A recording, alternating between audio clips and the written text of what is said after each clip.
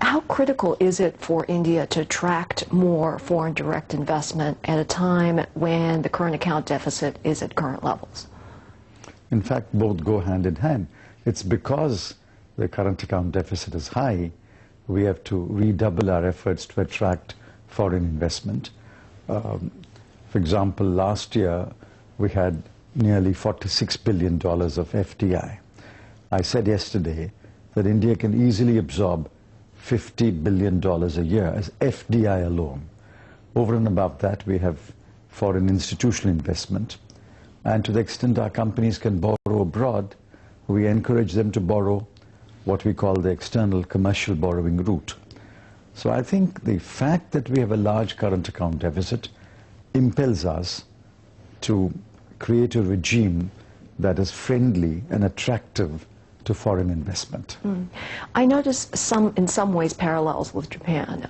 Faced with a current account weakening situation, they tried to re-engineer the value of the currency, and to some extent successfully over the last several months.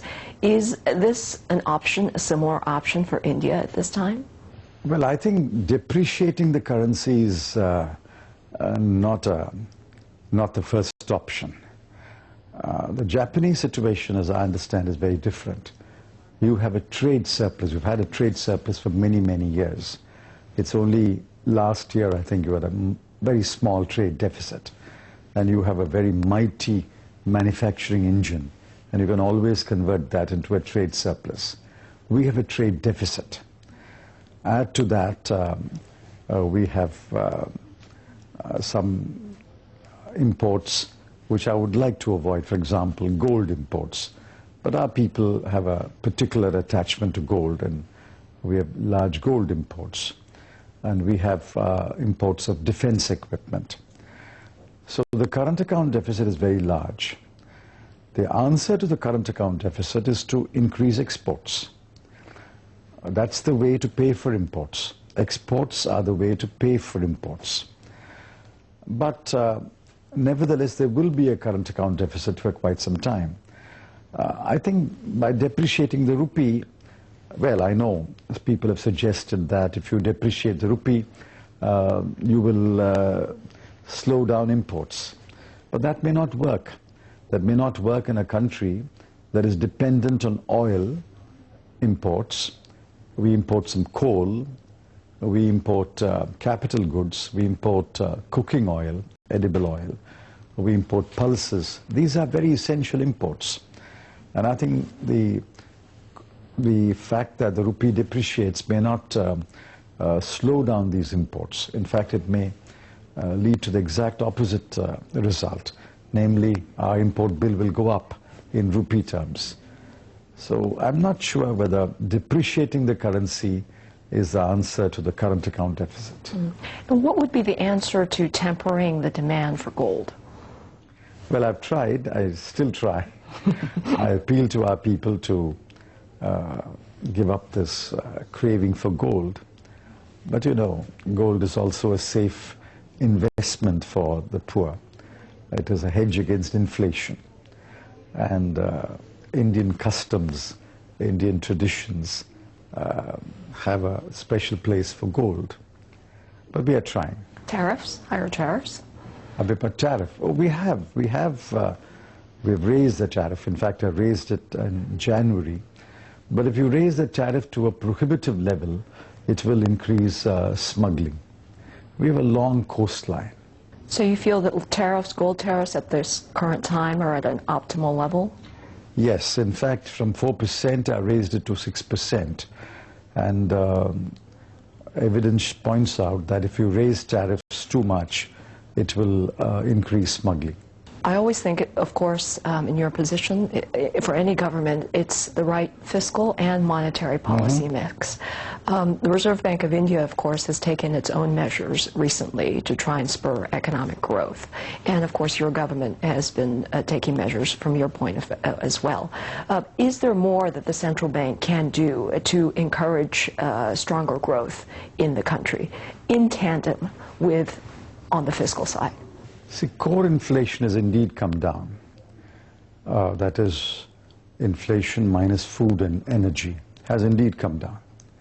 Headline inflation, that is the wholesale price index, that also has come down. But the consumer price inflation is still very sticky at double digit, and that's what affects the people. So I think the RBI has to weigh the fact that headline inflation has come down, yet consumer price inflation is sticky. It has to weigh that. It has to keep the current account deficit in mind before it lowers interest rates. But government is always pro-growth, and government will always argue for lower interest rates. Investors will argue for lower interest rates.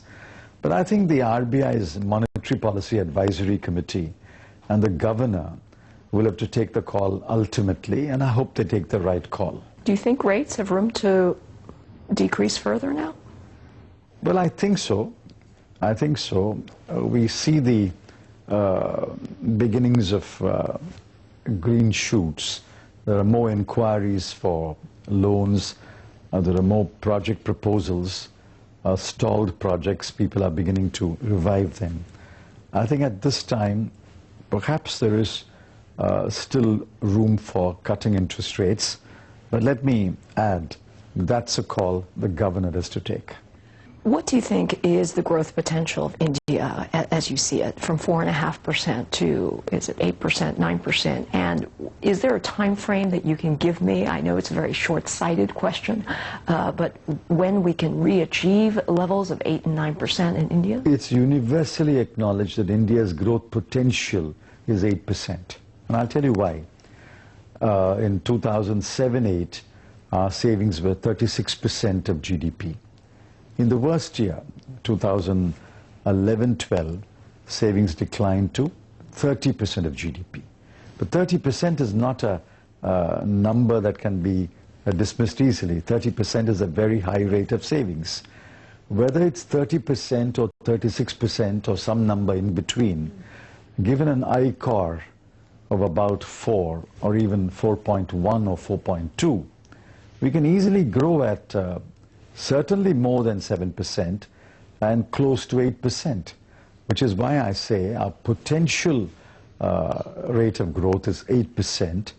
We have achieved it in the past between 2004 and 2008. In 6 of those years, we had 8% growth. We had 9% growth in some of those years. I think we'll climb back. In 2013-14, we'll climb back to 6% plus.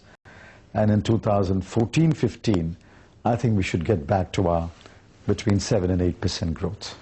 One final question. There seems to be a lot of bilateral trade agreements or trade agreements between various companies, for example, TPP, and often cases exclusive of China. Is this an avenue that India should pursue, given the weight of interest in Asia at this time and the need to sort of expedite these relationships to foster investment? After all, you're all going for the same pie in many ways.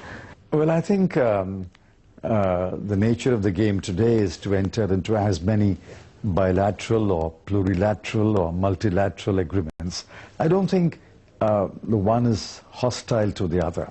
For example, the TPP will rope in Japan and Korea. But we have bilateral agreements with Japan and Korea. We have a CEPA with Japan. We have an India-ASEAN engagement. Brazil is part of the US Latin American engagement. But Brazil is also part of BRICS and IPSA. So I think what you will find is a lot of strands running across the globe, tying 3 countries or 4 countries or 7 countries. But I think we will find our way through the strands, because each one of us will try to enter into as many bilateral or plurilateral agreements. And at some point it'll go full circle and we'll be back to ultimately, the WTO. Ultimately we should have a WTO, which is rule-based and universal. But I think short of that, you will find more and more such engagements taking place. And I think you should have to, we accept that as the nature of the game. You still have a day and a half, I believe, in Japan. What do you ultimately hope to accomplish on this trip? Well, I hope to be able to convince investors and industry captains that we are open to business. We have always been open to business. Some concerns that may have arisen in the last couple of years after the Lehman collapse, we are addressing those concerns. In fact, we have addressed many of those concerns. And India's potential growth rate is close to 8%. And we think we can grow at that rate for the next 20, 25 years. Few countries can make that claim. And therefore, it's in the interest of the Japanese industry and Japanese investors to look upon India as an attractive destination. Japanese know India.